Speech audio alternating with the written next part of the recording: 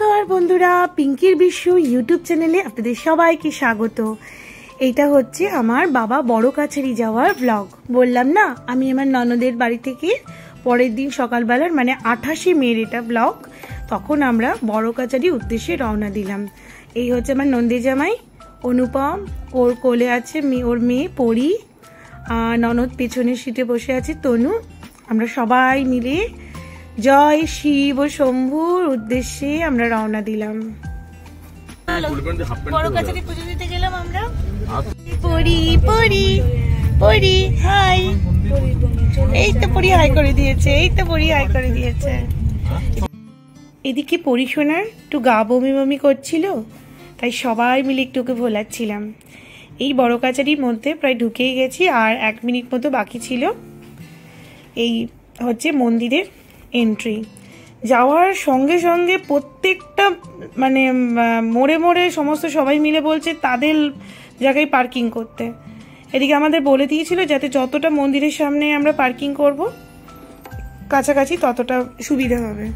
তো যাই হোক, আমরা শেষের জায়গায় গিয়ে একদম পার্কিং করলাম।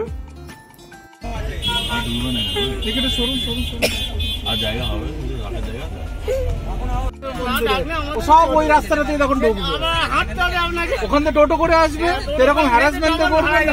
এত সবাই মিলে ঘিরে ধরছিল যে তাদের লটেই পার্কিং করতে হবে, মানে তাই আমার হাজবেন্ড বলছিল আপনারা যদি এরকমভাবে হ্যারাসমেন্ট করেন মানুষ কি করে আসবে।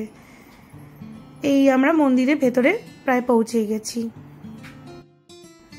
28শে মে ছিল মঙ্গলবার, আর মঙ্গলচণ্ডী ব্রতর 2nd ডে ছিল, যার জন্য প্রচণ্ড ভিড় ছিল সেদিন। আর দেখুন, যাদের মানত করা থাকে তারা এরকম গোপাল নিয়ে নিয়ে আসে, ঢাক ঢোল পিটিয়ে, মানে সে দারুণ একটা উৎসব চলে।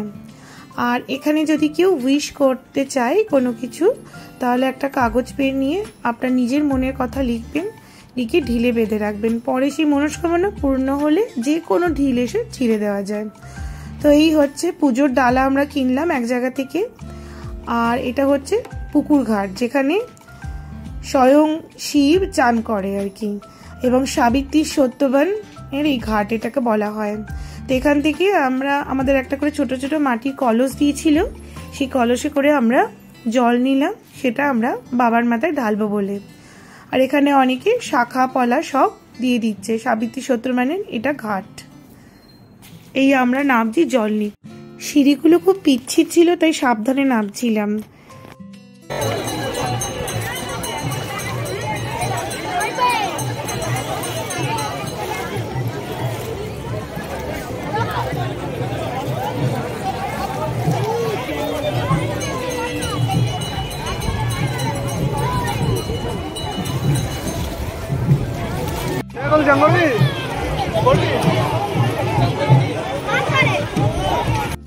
এখানে হচ্ছে এই ঢিল বাঁধার জায়গা, যারা কোনো কিছু উইশ করেন তারা এটা এখানে লাগিয়ে দেন।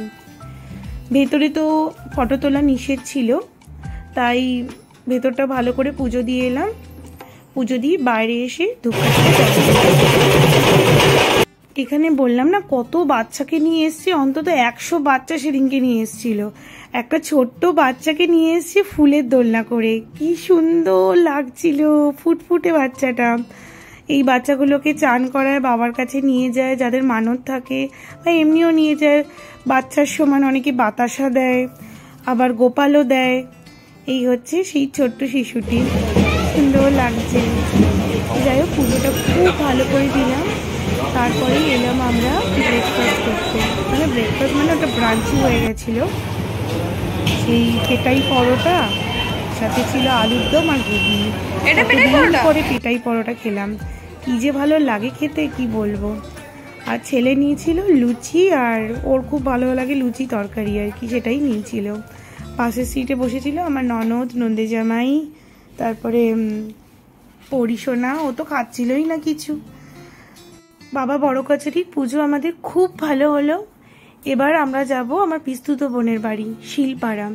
খাওয়া দাওয়া সেরে নিলাম। দেখুন কি সুন্দর পেটাই পরোটা বানাচ্ছে।